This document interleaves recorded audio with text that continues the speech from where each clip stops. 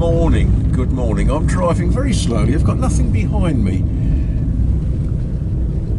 But I just thought some of you would like to see the cows. If you notice, you drive slowly, the cows will look at you. Yeah, cows, vache, calves, veau.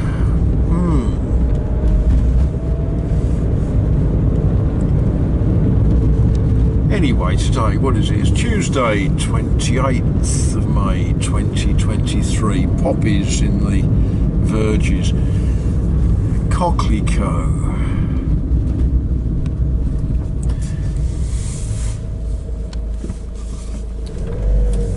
Poppies like disturbed ground. They grow quite nicely and they grow wild because, of course, poppies, like so many plants, when the bees have done the bee thing with poppies, they produce millions of seeds. And they just give us a little fleck of colour. Now, think about that when you're building your model railways. If your model railway is sort of this time of year, you should have little dots of red in your grasses, shouldn't you? Maybe.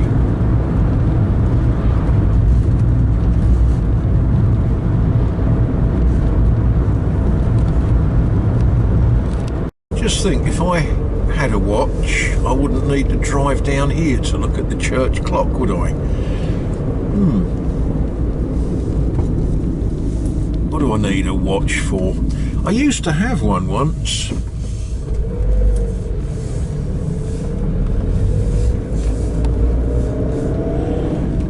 This, as you all know, is a Creuse. And there's a van parked outside the baker's. There's nearly always something parked outside the baker's.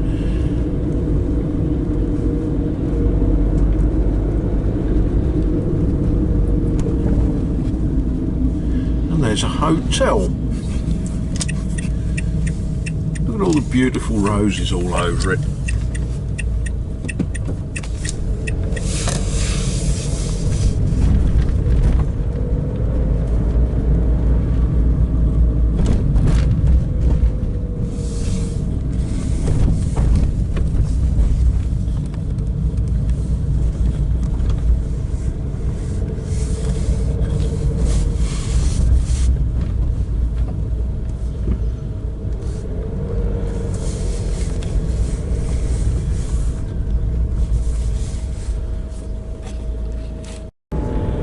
Well, that was fun. Quite a few lessons out of this morning's shop. We'll try to take them in order. The Intermarché, you know, it's a big supermarket. It's much like supermarkets all around the world, you know, with their own brand stuff that tends to be cheaper than branded stuff. It's a supermarket. When I got to the checkout, one of my regular assistants in there, a lady who's always very kind, was teaching a brand new member of staff how to work the till. Now, the first thing is, we've all been there, we've all learnt new jobs, and I was quite proud of myself. I was very, very patient because, of course, everything she picked up, it's sort of, what do I do with that? Where do I scan this? And what difference does it make that it's got a little label on it saying that it's 50 centimes off, and all of those sorts of things. So she, bless her, she was slow, and the other lady was helping her, teaching her. So, you know I'm not a comedian, but I do sometimes think I am. And I asked this woman, "Parlez-vous anglais?" And the poor lady, by now her brain is completely fried, working out why bacon is on special offer this week and all of those sorts of things. And she looked at me and she said, no, she doesn't speak English. So I told the other lady to sack her. And they laughed. So, yeah. And the other lady looked at me and said, "But you speak very good French." And I thanked her for the compliment, and okay. My French is certainly good enough to deal with paying for my weekly shop. So, I left the Intermarché full of big-headedness, I guess. I speak very good French. The lady on the till in the Intermarché told me so. And I went into the Bricomarché. Now, I only had a very limited number of things that I wanted in the Bricomarché. One of them is paint stripper for plastic models. Now, at least one of you, let's slow down. There's something going on here. There's a dog loose on the road. I'm sure the dog knows what it's doing, but yeah. I wanted some paint stripper to take paint off a broken old plastic railway locomotive. That's the sort of normal thing that many of us do, don't we? So I went to the paint section, where normally there's a lady who works there called Virginie, who doesn't speak any English, but she's very, very sympathetic, and she knows all of the products on the shelf. And she also knows that I was going to say mad, but if I simply say English, that covers that, doesn't it? Oh, excuse me. But today, Virginie wasn't there. And it was the new lady. Now, the new lady has been there about 3 weeks, and she's very kind. But she doesn't quite know where everything is, and I couldn't for the life of me remember the French word for paint stripper. So this is going to end well, isn't it? Lady selling the products doesn't know quite what she's got, and the guy buying the products doesn't know the words for it. Anyway, I scratched my mind and I remembered it's decapant. So then we went through all of the different paint strippers they stock, and oddly, not one of them was recommended for old broken plastic model railway locomotives. There was paint stripper for removing paint from ironwork, paint stripper for taking it off wood, ceramics, floors, you name it, but there was nothing that said for plastic models. So I said, well, not really a problem. I'll get some brake fluid. Do you think I could remember the French for brake fluid? And now I can see this woman is now beginning to wonder who let me out from whatever home it was that I'd escaped from. A man wants to strip paint. She worked out that it was from a toy, a plastic toy, and now he wants brake fluid.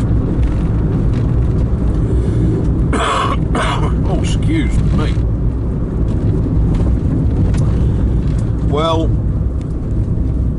I went to the part of the shop where they sell all of the funny stuff that you need for running chainsaws, lawnmowers, so on and so forth.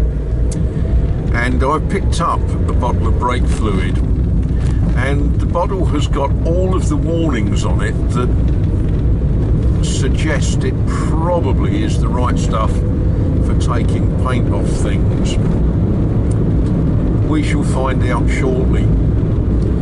But, you know, another lesson. My French is not good enough to explain why you want brake fluid for taking paints off toy trains. Okay.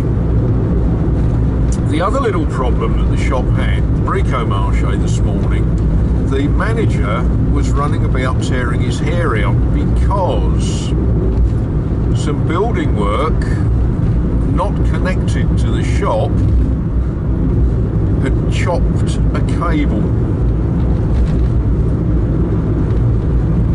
and the shop had got no internet access.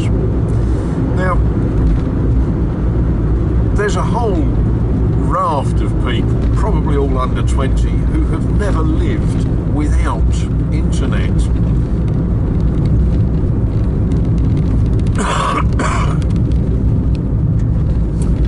Most of us, of course, grew up without internet. We grew up without telephones. Some of us grew up without shoelaces and food and, you know. So internet, how dependent have we become on the internet? If you're a shop in the modern era, to start with, they could not accept any card payments. Most people do all of their shopping with their plastic, don't they? You know, we've got all of these things in our pocket that you don't even have to type in numbers into card readers. You just wipe it over a pad and it goes ping and it says payment accepted.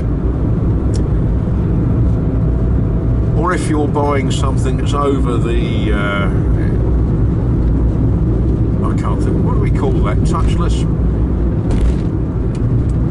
Over the limit, then you stick it in a slot and it reads your card, and the shop's machine talks to your bank's machine, and your bank says, yep, okay, that's him, he can have that. Take that away and suddenly we all get very, very twitchy, don't we? But of course, for the shop, the problem goes on. I've got to store, what do you call it, a loyalty card in that shop. No internet, loyalty card doesn't work. Okay. For things like ordering brake fluid, how do they do that? Well, what they carry in the shop, all of the assistants have got these wonderful little handheld device things. And if you walk up to an assistant and you say, have you got a bottle of brake fluid? They don't know whether they've got a bottle or not. They whip out their little device and that will tell them if there's a bottle of brake fluid on the shelf, except when the internet isn't working.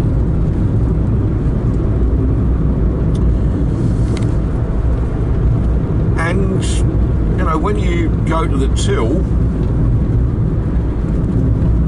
and you buy your bottle of brake fluid, the till talks to the stock control computer and says, man has just bought a bottle of brake fluid, you need to order another one. This is hay fever. It came on last evening and I've been fighting it ever since. I don't think brake fluid will cure that. But of course, with the internet down, one set of computers isn't talking to the other set of computers. So for the store manager, someone putting a spade through a bit of fibre optic and some roadworks about a quarter of a mile away from the shop has created serious problems. And I do wonder if we've just allowed ourselves to become totally dependent on systems, and when those systems break, a lot of things turn into chaos, don't they?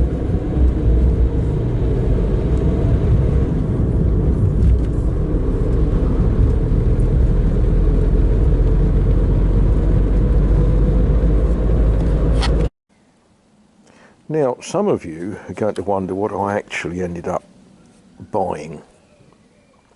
And this was on the shelf in the section where spares for lawnmowers and such likes are kept. And I looked at it and I thought, you know what, it's got warnings and things all over it, so it probably is quite good for the job that I want it for.